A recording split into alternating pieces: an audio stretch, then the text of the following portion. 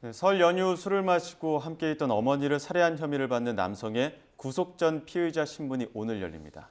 인천 전세 사기 사건으로 징역 15년형을 선고받은 남모 씨는 항소했습니다. 주요 사건 사고 허주연 변호사 모시고 정리해 보겠습니다. 어서 오세요. 안녕하세요. 일단 설 명절부터 참 비정한 사건이 있어서 이게 안타까운 소식을 전하게 됐는데 어머니 흉기를 휘둘러서 살해한 혐의를 받고 있는 30대 남성입니다. 경찰이 구속영장을 신청했습니다. 어떤 사건인지 좀 간단하게 정리를 해볼까요? 네, 설날 새벽에 정말 너무나 끔찍한 폐륜 범죄가 벌어졌습니다. 술에 취해서 친어머니를 살해한 것도 모자라서 체포될 때까지 그 옆에서 태연하게 잠을 자고 있었던 30대 남성의 존속살해 혐의로 지금 구속영장이 청구된 상황인데요. 이 남성 지인과 술을 마시고 귀가하던 도중에 저렇게 편의점에서 이 술을 더 사는, 전자담배를 피우면서 술을 더 사는 모습까지도 CCTV에 고스란히 잡혔습니다. 저렇게 구입한 술을 집에서 좀 더 마신 것으로 보이는데요.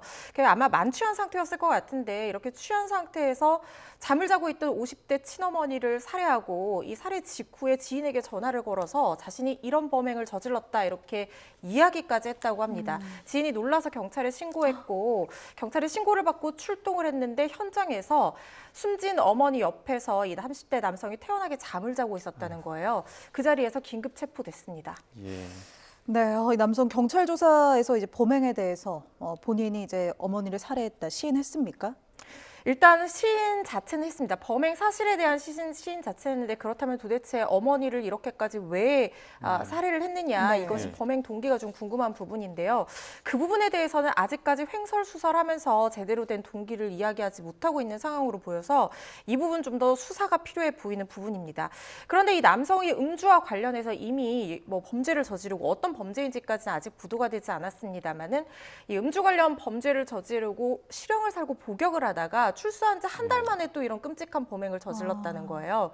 그러니까 한 달 동안 어머니와 같이 살다가 또 음주를 하고 이런 끔찍한 일을 저질렀다는 것인데 이 한 달 사이에 무슨 일이 있었는지 또 사건 당일에 어떤 뭐 다툼이라든가 아니면 또 다른 가해행위가 있지는 않았는지 이런 것들도 좀 조사가 필요해 보입니다. 예, 참 연휴 아무래도 술 드시는 분들 많다 보니까 또 음주 사고 잇따르고 있는데 음주운전 사고 내고 목격자 행세했던 30대 남성 경찰에 입건되는 사고 있었다고요? 네, 9일 새벽 2시경 이 안양시에서 발생한 사건인데요.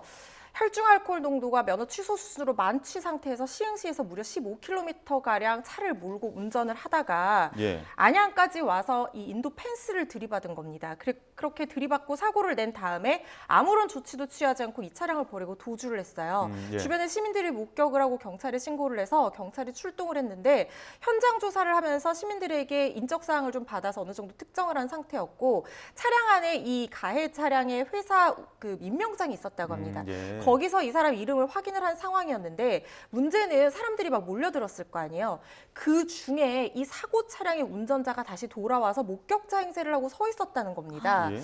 그런데 경찰은 이미 인상착의를 확인을 한 상태였죠. 그래서 유사한 것 같아서 신분증을 요구를 했는데 신분증을 보여줬는데 그 임명장의 이름과 동일해서 이 사람이 가해자라고 특정을 하고 지금 체포가 된 상황인데요. 어쨌든 목격자 행세를 하면서 계속해서 현장을 지켜보고 있었다는 것 그리고 사고에 조치를 하지 않았다는 점이 좀 충격적인데 일단 사람이 다친 사고가 아니기 때문에 네. 이게 뭐 우리가 말하는 도주 차량 뭐 위험운전 치사나 치사상죄가 해당할 것 같지는 않고요. 예. 일단 음주운전죄와 사고 미조치 왜냐하면 이렇게 사람이 다치지 않았다라고 하더라도 도로교통법상의 사고가 나게 되면 필요한 조치를 지체 없이 취하도록 규정을 하고 있기 때문에 사고 미조치죄가 적용이 될 것으로 보이고 일각에서는 이게 뭐 위계에 의한 공무집행 방해가 아니냐 이런 얘기도 나오고 있던데 요거는 조금 법리적인 검토가 필요한 부분이요. 일단 피고인인지 피의자인지는 수사기관이 먼저 밝혀야 될 의무를 부여하고 있는 것이고 피의자가 자신이 범인임을 자백해야 될 의무는 사실상 우리 법에서 부여하지 않고 있거든요. 왜냐하면 범죄를 저지른 사람 본능적으로 은폐한다고 가정을 하고 있기 때문에 그런 부분에 있어서 일종의 방어권 행사의 영역으로 봐주는 경향이 있고 목격자 행세를 단순히 하고 있는데 현장에 뭐 자신의 어떤 임명장이나 이런 것들을 뭐 완벽하게 은닉했다라든가 이런 상황도 아니었고 또 다른 사람을 범행으로 무고한다든가 뭐 이 정도 상황이 되지 않았고 현장 네. 조사를 하다가 붙잡힌 상황이기 때문에 이게 위계에 의한 공무집행방해죄로 처벌되기는 쉽지는 않아 보이고 다만 그렇다고 하더라도 음주운전죄와 사고 미조치죄로 처벌될 것으로 보입니다. 예. 네, 이렇게 연휴 앞두고 참 연휴 앞뒤로 음주운전 사고 소식 계속 끊이지 않고 있는데요. 설 연휴 전에 있었던 일이죠. 만취 상태로 또 음주운전하다가 오토바이 배달 기사를 치어서 숨지게 한 20대 여성 사고 소식이 있었는데요. 결국 구속 상태로 검찰에 넘겨졌습니다. 네, 정말 끔찍한 사건이었습니다. 네. 지난 3일 새벽 4시 반쯤에 이 강남 논현동에서 일어난 사고였는데요. 네. 사고 현장 영상을 보면 정말 이 외제 차량이 여성이 만취 상태로 몰던 외제 차량이 정말 과속을 해서 앞서가던 배달 오토바이 후미를 굉장히 강하게 충격을 합니다. 이 차량 앞부분도 많이 부서졌고요. 이 오토바이 운전자도 현장에서 심정지 상태로 병원에 옮겨졌지만 결국 사망하게 된 사건이고요. 이 가해 여성이 20대 여성인데 직업이 유명 DJ라고 네. 합니다. 한국과 중국을 오가면서 활동하던 유명 DJ라고 해서 이 사건이 더 알려지게 됐는데요. 결국에는 피해자가 사망했기 때문에 위험운전 치사죄로 지금 구속이 된 상태이고요. 현장에서 아무런 조치도 취하지 않았다는 것이 더 충격적인 사건이었습니다. 그보다 더 충격적인 공분을 샀던 이유가 지금 강아지만 챙겨서 길가에 앉아 있는 모습이 지금 SNS를 통해서도 많이 전달이 되기도 했었고 피해자는 또 홀로 아이를 키우고 있는 50대 가장이지 않습니까? 그런 부분에서 더욱더 공분을 샀던 것 같더라고요. 그렇죠. 일단 뭐 본인이 경황이 없어서 사고를 내고 나서 취한 상태에서 경황이 없어서 그랬을 가능성을 배제할 수는 없지만 그렇다고 하더라도 지금 피해자가 정말 현장에서 다량의 혈흔이 발견이 됐다고 해요. 죽어가고 있는데 아무런 구호 조치라든가 뭐 신고 조치를 취하지 않고 반려견을 안고 앉아 있는 모습이 이 영상과 네. 목격자에 의해서 전달이 되면서 굉장히 공분을 샀던 상황인데요. 근데 당시 뭐 이제 본인은 0.08% 혈중 알코올 농도가 면허 취소 수준 이상이었고 물론 마약 투약 정황은 나오지 않았지만 만취 상태였던 점이 가만히 된다고 하더라도 기본적으로 이 해야 되는 어떤 조치를 취하지 않은 점에 대해서는 응당한 처분이 있어야 될 것이라는 생각이 듭니다. 네, 지금 이제 구속 상태로 옥중에 있는데 당시 상황에 대해서 뭐 한 언론을 통해서 뭐 사과하고 입장을 밝혔다고 하는데 이거 어떤 이야기였나요? 본인이 지은 죄를 씻을 수 없다는 걸 안다. 고인과 유가족에게 죄송하다라는 사죄의 뜻을 밝히기는 했습니다만은 그때 당시 이제 반려견을 안고 있었다는 점에 대해서는 이 사고 직후에는 피해자분이 보이지 않았고 이 지금 피해자를 쳤다는 사실을 인지를 하지 못했다고 합니다. 그러니까 실제로 네. 사고를 내고 한 100m 정도를 그대로 더 직진했던 정황이 있거든요. 아마 만취 상태여서 정말 사리 만취, 분별 네. 자체가 안 되는 상황이었던 걸로 보여요. 그래서 이게 뭐 피해자가 있다 없다는 걸 인지하지 못했다는 사실 자체로도 굉장히 분노를 살 수 있는 지점이기는 하지만 어쨌든 본인은 그렇게 얘기를 하면서 주변에 사람들이 많이 모였는데 반려견이 계속 짖으니까 누군가가 걔가 너무 짖어서 시끄러우니 좀 안고라도 있어라라고 얘기를 해서 안고 있었던 것이다. 이렇게 얘기를 하고 뭐 본인이 아무리 그래도 사람의 생명을 경시하면서 강아지만을 챙기고 그런 것은 아니다라고 얘기를 했지만 이러한 반성이 진정한 반성으로 받아들여질 수 있을지는 좀 의문이고요. 이 정도 옥중 편지로 이게 재판까지 이런 반성과 진정한 사죄가 유지가 되지 않는다고 하면 이런 옥중 편지 한두 번 낸 걸로 진정한 사죄의 의미로 받아들여지기는 어려울 것이라는 생각이 들고 유족에게 정말 사과하면서 어떤 용서를 받지 않는 이상 이거 한두 마디 가지고는 어떤 선처를 바라기는 좀 어려울 것이라는 생각이 듭니다. 그럼 지금까지의 상황을 봤을 때는 처벌의 정도 어느 정도쯤 받게 될 걸로 예상할 수 있을까요? 일단 법정형은 위험운전 치사죄가 이 무기징역 또는 3년 이상의 징역형으로 규정은 되어 있습니다. 그리고 사고 미조치죄가 적용이 된다고 하면 이 부분에 대해서 약간의 가중이 있을 수 있겠죠. 그런데 실제로 위험운전 치사, 그러니까 음주운전으로 사망사고를 냈을 경우에 네. 실제로 5년 이상 선고받는 것이 굉장히 드뭅니다. 그래서 아마 유족에게 뭐 합의를 받는다든가 피해 회복을 한다든가 뭐 진정한 반성으로 받아들여질 만한 여지가 있다라든가 이런 여러 가지 상황들 보이고 또 그 전에 어떤 전과가 없다 이런 여러 가지 상황들이 보인다고 하면 실제 형량은 5년보다 더 낮을 가능성이 높다는 생각입니다. 네, 특히 이번에는 가해자가 DJ이기도 하고 SNS로 영상도 좀 많이 퍼져서 그런지 탄원서에 엄벌해달라, 뭐 1,000명이 넘는 분들이 서명을 하기도 했습니다. 이런 사건이 있을 때마다 반복적으로 제기되는 게 음주운전에 대한 처벌을 좀 기준을 높여달라는 건데 말씀 들어보니까 무기징역 또는 3년 이상의 징역형, 그러니까 최고 무기징역이면 실제 형량이 낮진 않은데 말씀하신 대로 이렇게 높은 형량이 형량이 나오는 경우가 별로 없는 것 같아요. 맞습니다. 지금 양형 기준상으로도 위험운전 치사죄 가중 요소 고려하더라도 4년에서 8년으로 우리 대법원 양형위원회에서 공고를 하고 있습니다.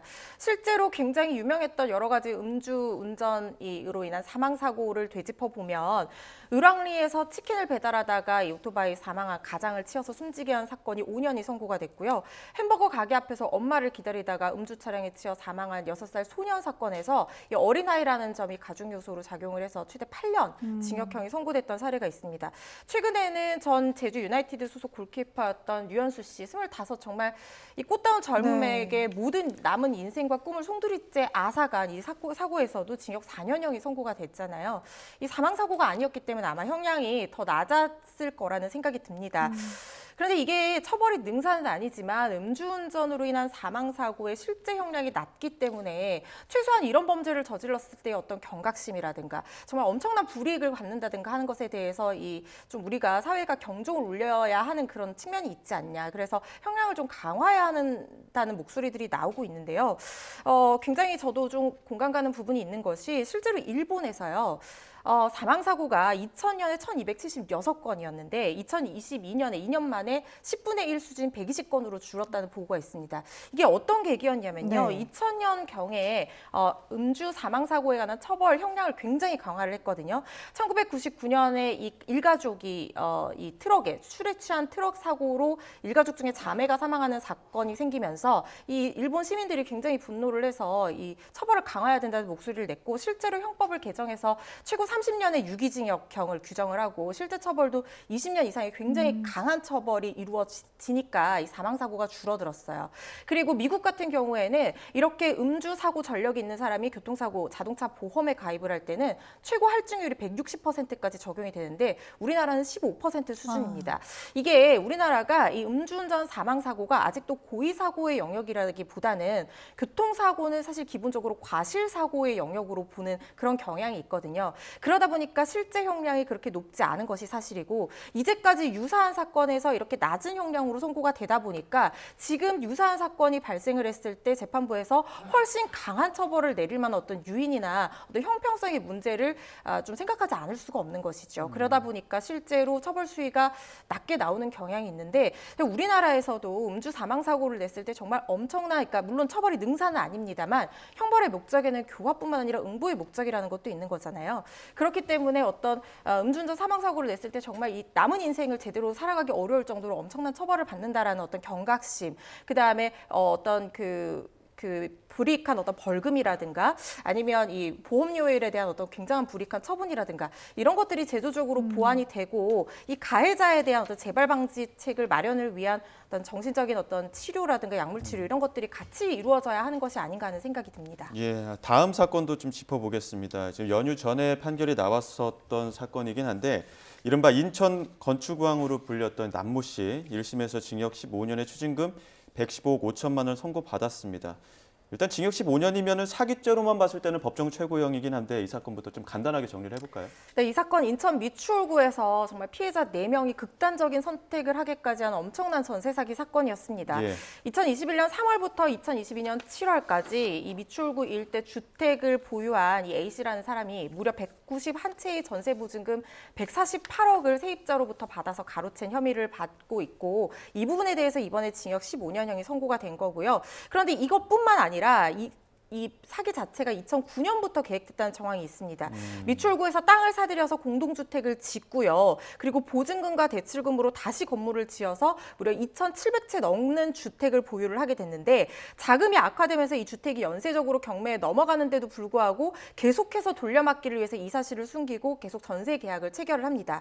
그렇게 편취한 보증금이 전체 500채가 넘는 그 집에 대해서 한 450억이 넘는 그런 고액의 어떤 보증금을 편취했다는 그런 혐의를 받고 있고 나머지 혐의들이 지금 일단은 지금 재판이 진행이 중인 상황이고요. 더 충격적인 것은 이 사기에 이 한 명만 있는 것이 아니라 이 공인중개사와 같은 여러 명이 조직적으로 가담한 그런 혐의까지 받고 있는 상황이어서 후속 재판에 대한 형선고도 지켜봐야 될 것 같습니다. 네, 함께 기소된 공범만 해도 9명이나 됩니다. 이 사기범 남모 씨 끝까지 사기 혐의를 부인했는데 재판부에서도 이제 남 씨와 또 피고인들의 주장을 주장을 뭐 조목조목 반박을 했다고 하는데 뭐 어떤 이야기들 나왔습니까? 일단 사기죄라고 하는 것은 범죄의 고의를 입증하는 것이 상당히 까다로운 범죄 중에 하나입니다. 왜냐하면 사기죄가 성립을 하려면 변제 자력이나 변제 의사 없이 누군가를 속여서 돈을 편취하는 것들, 요 요건들이 다 입증이 돼야 되는데 변제의 고의가 없었다, 변제 의사가 없었다, 이걸 입증한다는 게 쉽지가 않거든요. 그래서 여러 정황을 봐서 판단을 해야 되는데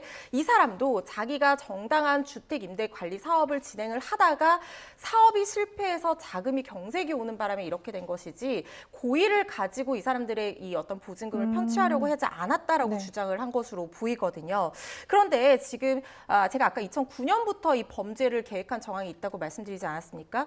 2021년 3월에 이미 자금 경색이 왔었습니다. 그래서 건물을 지을 때 다 대출을 하다 보니까 자금 자체가 없어서 이 건물 관리 회사의 내부 직원들에게 우리가 지금 회사가 굉장히 힘들고 변제 자력이 없다는 내부 문자를 보낸 것이 드러난 거예요. 그래서 법원에서는 이런 부분은 사기의 고의가 없었다, 뭐 변제 자력이나 의사 없었다는 것을 다 입증할 수 있는 증거들이 바로 이런 부분이다. 왜냐하면 회사가 제대로 자금이 없어서 경색이 왔음에도 불구하고 그때부터 더 본격적으로 이 피해자들과 전세보증 계약을 체결을 했단 말이죠. 그래서 이런 부분이 인정이 된 것으로 보이고, 그리고 2,700채나 되는 건물을 보유하면서 이 정도의 자금 사정으로 보유를 했다는 것 자체가 이미 사기의 변제 자력이나 의사가 없었다는 것들을 입증하는 것이다, 이렇게 재판부에서 봤습니다. 예. 그리고 두 번째로 문제가 됐던 것이 이제 공범들이 공모를 부인한 것인데요.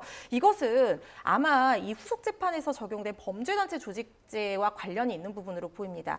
범죄단체 조직죄가 적용이 되려면 결국에는 이 모든 사람들이, 이 관련된 사람들이 같은 목적을 가지고 역할을 굉장히 적극적으로 분담을 해서 어떤 위계나 조직의 질서를 가지고 같이 행위를 했다는 점이 입증이 돼야 되는데, 그냥 단순히 각자의 역할만 분담한 것 가지고는 범죄단체 조직죄를 적용을 할 수가 없거든요. 예. 그래서 이 사람들은 서로 공모를 한 게 아니라 각자의 역할만 부담했다고 그렇게 주장을 한 모양인데, 이 부분도 제대로 받아들여지지 않은 것으로 보입니다. 이 사건을 더욱더 이제 악질적인 사기죄라고 보는 이유가 지금 이 돈이, 그러니까 편취한 돈이 사회초년생, 신혼부부, 뭐 은퇴한 뭐 퇴직금, 유일한 재산을 편취한 부분들이 있기 때문에 더욱더 악질적으로 보기도 하고, 그 과정에서 4명이 또 극단적인 선택을 하지 않았습니까? 그러다 보니까 재판부에서도 형량을 더 늘리는 입법 개정이 필요하다, 이런 이야기도 하던데 어떤 내용입니까?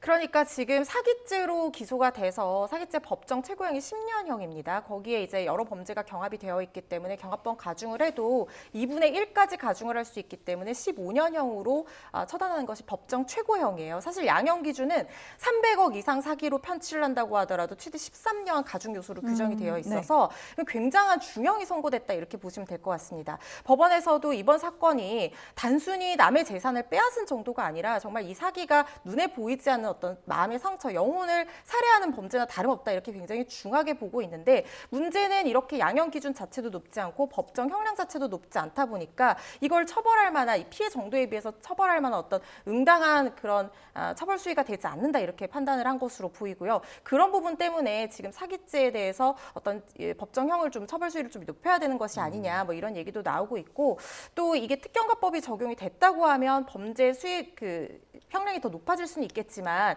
단순 사기죄를 특경가법을 적용한다는 것에 대해서 법리적인 문제점도 있고, 포괄일죄로 묶이게 되면은 숨겨진 범죄가 나중에 나왔을 때 이게 면소 판결을 할 수밖에 없는 뭐 여러 가지 법리적인 좀 복잡한 문제들이 존재를 합니다. 그래서 사기죄의 어떤 가중 처벌 요소를 좀 늘려야 된다, 이런 목소리들이 나오고 있는 것도 사실이고요. 법원에서도 아마 그런 점을 지적한 것이 아닐까 싶습니다. 예. 네, 현재 이제 재판이 2개 진행 중이고 앞서서 나온 이 판결이 이제 하나 나온 거고, 두 번째 사건 조금 전에도 얘기하셨는데 범죄단체 조직죄까지 이제 적용이 됐다. 정말 치밀하게 그 범죄 목적으로 정말 조직적으로 움직였다는 건데요. 이게 그 이유 말고 다른 이유 있습니까? 금액이 크다든지? 범죄단체 조직죄는 이 금액, 피해 금액과는 직접적인 관련이 있는 죄는 아닌데, 이게 적용이 되고 처벌되는 것의 의미는 일단 처벌 수위가 높아질 수밖에 없습니다. 네. 사형 무기 또는 4년 이상의 징역형에 처하도록 되어 있기 때문에 가중 처벌될 수 있는 요소 중에 하나고요. 또 하나는 범죄단체 조직죄가 인정이 되면 그 단체에서 어떤 역할을 했는지와 상관없이 모두 똑같이 처벌을 할 수가 있게 됩니다. 네. 그리고 더 피해자들에게 중요한 것은 범죄단체 조직죄가 적용이 되면 피해자가 누구인지 특정되지 않더라도 범죄 수익 수익 환수가 굉장히 용이해지고 그걸 피해자들에게 돌려주는 절차도 이 관련법에 의해서 훨씬 간소하게 되어 있어요. 그렇기 때문에 이 범죄로 얻은 수익 자체를 환수하고 피해자들에게 돌려줄 수 있는 길이 훨씬 더 폭넓게 열릴 수 있다는 점에서 범죄단체 조직제 적용은 상당히 의미가 있다는 생각이 들고요. 실제로 전세 사기의 범죄단체 조직제의 적용이 조금 미미하다가 최근에 실제로 적용이 돼서 처벌받은 사례들도 나오고 있거든요. 이번 사건에서도 결과를 지켜보고 범죄단체 조직제가 적용이 돼서 피해자들에게 실제로 돈이 얼마나 돌아갈 수 있을지 이 부분이 상당히 주목되는 부분이라고 할 수 있겠습니다. 예, 남모씨 선거 앞두고 재판부 기피 신청하면서 또 검찰 측으로부터 재판 지연 이런 어떤 반발도 있었고 또 이제 또 항소한다는 거 아닙니까? 그럼 항소심은 또 어떻게 좀 결과가 나올까요? 단순히 항소한다고 해서 형량이 낮아질 거라고 생각하지는 않습니다. 일단 1심에서 혐의를 부인하고 있고 항소를 해서 계속해서 혐의를 부인한다고 하면 이렇게 증거가 있는데 부인한다고 하면 재판부에 좋은 인상을 줄 수가 없을 것이고요. 무엇보다도 사기죄 같은 경우에는 피해자에게 피해 회복이 이루어졌는지를 양형이 굉장히 중요한 요소로 봅니다. 지금 변제 자력이 전혀 없는 상황이라면 혹은 은닉한 재산으로 피해자들에게 피해 회복을 하지 않는다고 한다면 이 부분에 대해서 유의미한 양형의 어떤 조정이 있기는 좀 어려울 것이라는 생각이 듭니다. 알겠습니다. 여기까지 듣도록 하겠습니다. 지금까지 주요 사건 사고 허주연 변호사와 이야기 나눴습니다. 오늘 말씀 고맙습니다. 고맙습니다.